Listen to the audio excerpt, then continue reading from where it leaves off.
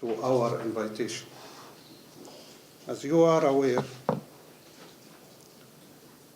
the Malabo Summit has reconfirmed the agriculture should remain high on the development agenda of the continent. Africans, head of states and government, in the Malabo Declaration specifically renew their commitments made more than a decade ago in the context of comprehensive African Agriculture Development Program, in short, CAADP. It is to allocate at least 10% of the public spending to agriculture and achieve 6% of annual agricultural growth. A new set of concrete targets for 2025 were agreed upon, such as reducing post-harvest losses by half, creating job opportunities for at least 30% of the youth in agricultural value chains, and ensuring that at least 30% of farm, pastoral, and fisheries households will be resilient to climate and weather-related risks. Much attention also goes out to improving the functioning of agriculture markets and intra-African trade, with an ambitious goal to triple intra-African trade in agricultural commodities. Your Excellencies, ladies and gentlemen, the Malabo Declaration asks AU Commission and NEPAD Planning and Coordinating Agency to develop an implementation strategy and roadmap that facilitates translation of the 2025 vision and goals into reality. This needs to be a focused list with visible actions that merit be addressing or coordinating at continental level. According to subsidiarity principle, it should support dynamics at regional and national level, where actual implementation takes place. Your Excellencies, African Union Inter-African Bureau for Animal Resources, in short AUIBAR, has spearheaded the formulation of livestock development strategy for Africa in consensus with Malabo declarations. As legislators, you are essentially partners, and your engagement will be instrumental to the satisfactory contribution of livestock sector to our national economies. The African Union, through the Inter-African Bureau for Animal Resources, IBAR, has significantly improved the participation of the African delegates in the activities of international organizations responsible for the development of international sanitary and phytosanitary standard settings. In short, World Organization for Animal Health, OIE, and Codex Alimentaris, and International Plant Protection Convention, in short, IPPC, as well as their participation in the meetings of SPS committees. But there is still work to be done in terms of adequately briefing key decision makers, such as the policy makers and the legislators. This will be instrumental to any endeavor aiming at further enhancing the participation of African nations in a standard-setting organization. It is therefore important to explain, share, and sensitize the honorable members of parliament on these issues and to build strong coalitions to address all the issues that are of relevance to the continent. Your Excellencies, ladies and gentlemen, AU-IBA is also promoting policy dialogue at national level through the Reinforcing Veterinary Governance in Africa program. This is being done through the establishment and operationalization of policy hubs which bring together state and non-state actors to discuss issues of relevance to the livestock sector and build national consensus on the best option to address these issues. These policy dialogue platforms have the potential to bring about meaningful changes in enhancing the institutional environment for a better delivery of services, thereby catalyzing investment. We still continue supporting these platforms, and we need your support to sustain them in order to bring about greater sense of ownership among public sector actors as well as private sector operators. During the next 3 days, Your Excellencies, you will acquaint yourself with SPS standards, setting organizations, tools and processes, as well as issues that need attention and concrete actions. On the basis of the foregoing, you will agree on the way forward, which will be the basis of our future collaboration. With these few words, I reiterate AU-IBAR's commitment to foster your already exemplary cooperation, and I thank you for your kind attention.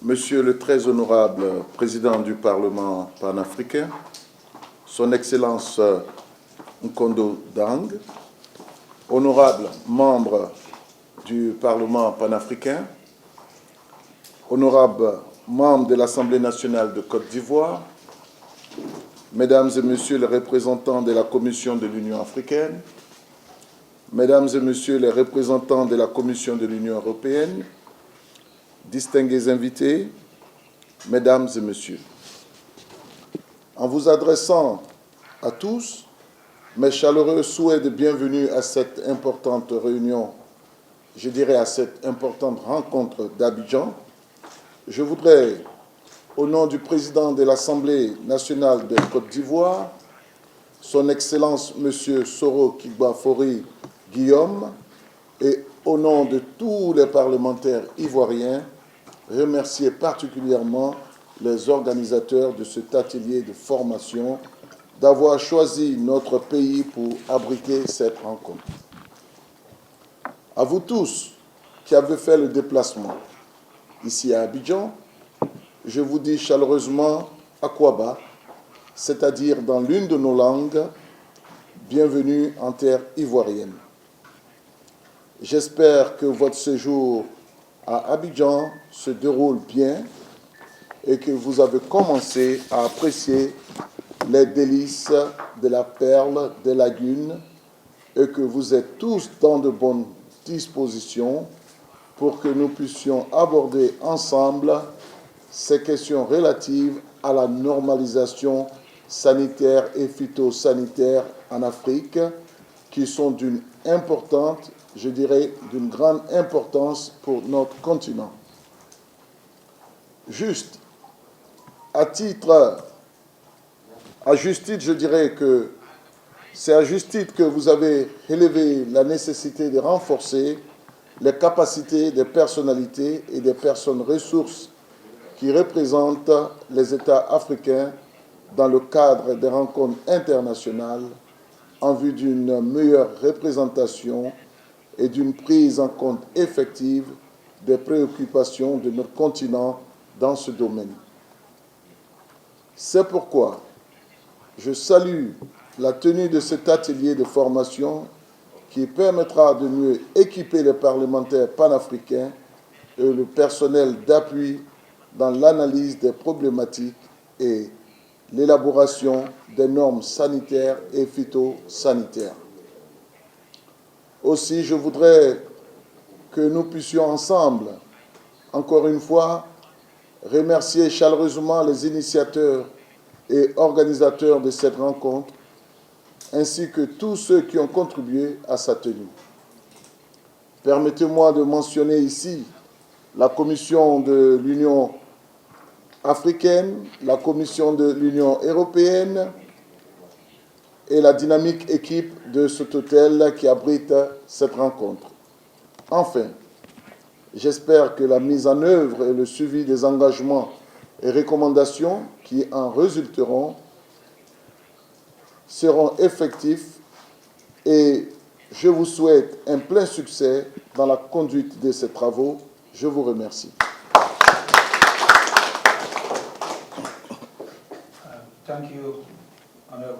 Mesdames, Messieurs les parlementaires du Parlement panafricain, Monsieur le Président du caucus de l'Afrique du Nord, Monsieur le Président du caucus des jeunes, Monsieur et chers collègues représentants de l'Assemblée nationale de Côte d'Ivoire, honorable Daouda Touré, Monsieur le directeur Ahmed El Sawayi, directeur du bureau interrégional de phytosanitaire, Mesdames, Messieurs les membres du secrétariat général et du bureau interrégional, Monsieur le représentant de l'Union européenne, c'est une réalité pour ceux des sceptiques qui croient encore que le Parlement panafricain est demeuré un organe consultatif.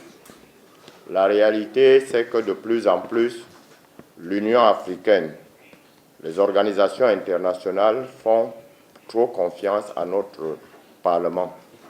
À nous de revaloriser tout cela en suivant tout ce qui peut être mis à notre disposition pour relever notre formation.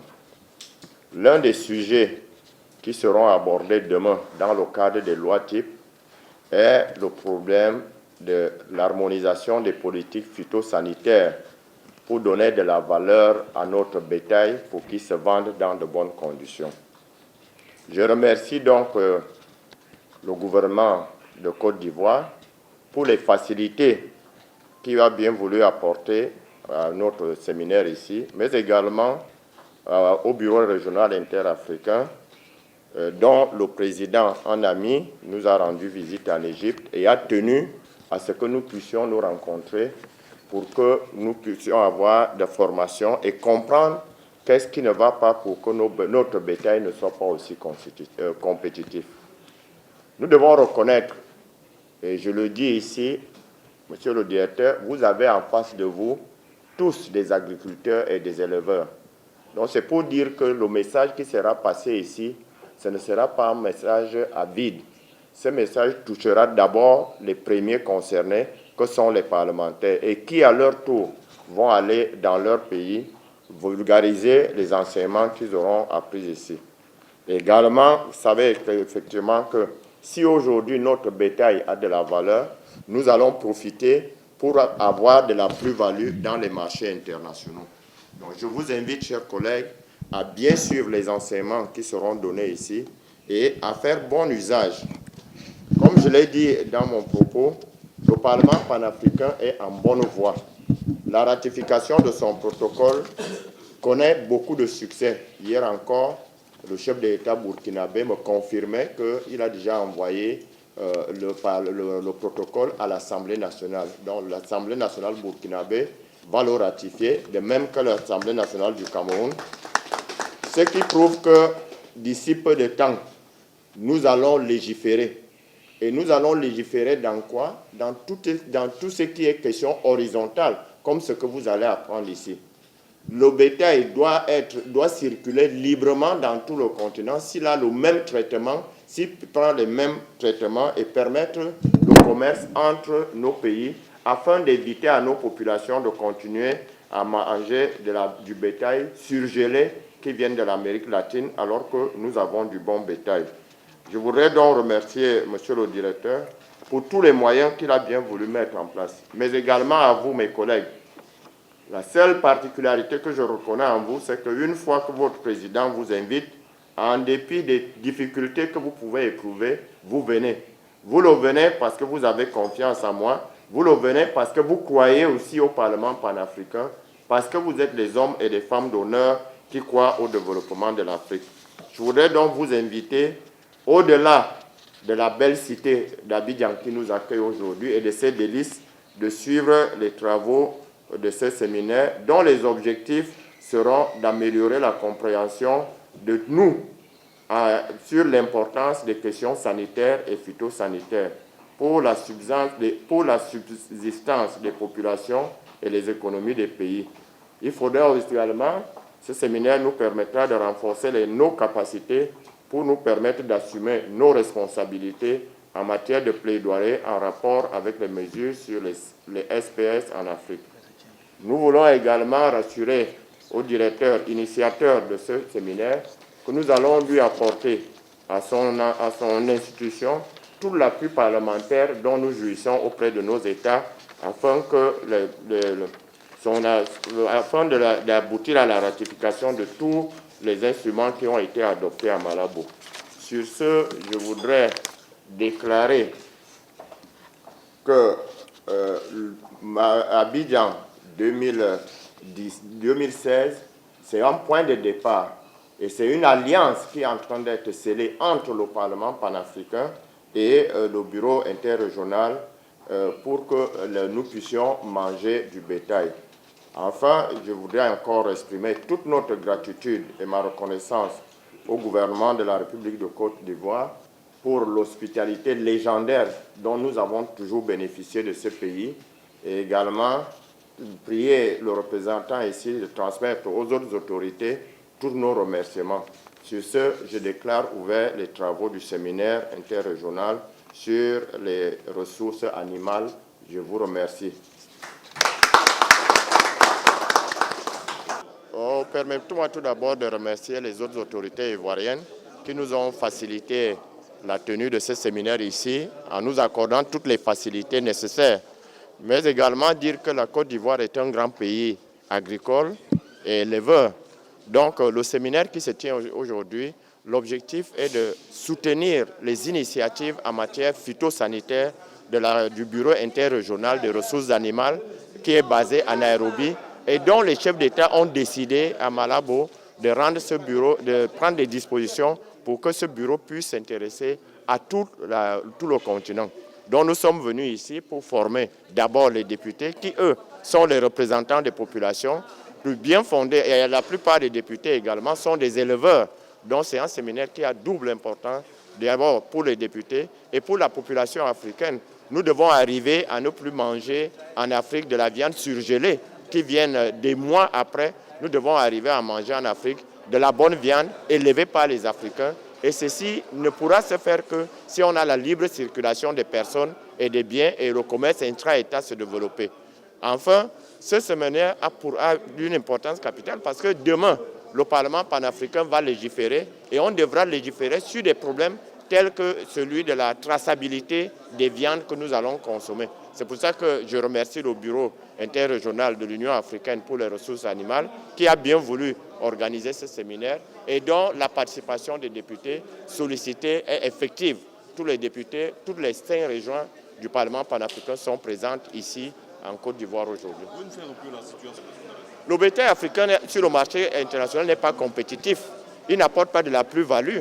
Et le directeur se bat pour que ce bétail, qui a une valeur économique, devienne compétitif. C'est pour cette raison que je dis, avec le directeur, je crois que le séminaire est très important parce qu'il faudra arriver à harmoniser les soins sanitaires que nous donnons à tout notre bétail, qui soit au même niveau que le bétail européen et autres, pour qu'il puisse apporter de la plus-value. Et l'autre plus grande importance, vous savez qu'il y a beaucoup de barrières sanitaires.